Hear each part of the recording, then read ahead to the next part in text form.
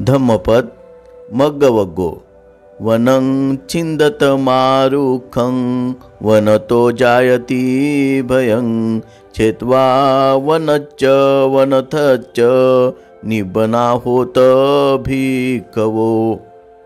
One म्हणजे तृष्ण क्लेशांचे जंगल तोडा, वृक्ष नको। वनामुळे म्हणजे जंगलामुळे भय निर्माण होते। वन आणि वनथ म्हणजे तृष्णा तोडून भिक्षुंनो निर्वन व्हा। यावं हि वनतो न छिज्जति अनुमत्तोपि नरस्स नारीसु पटिबद्ध मनोव तावसो वच्चो किरपको व मातरी।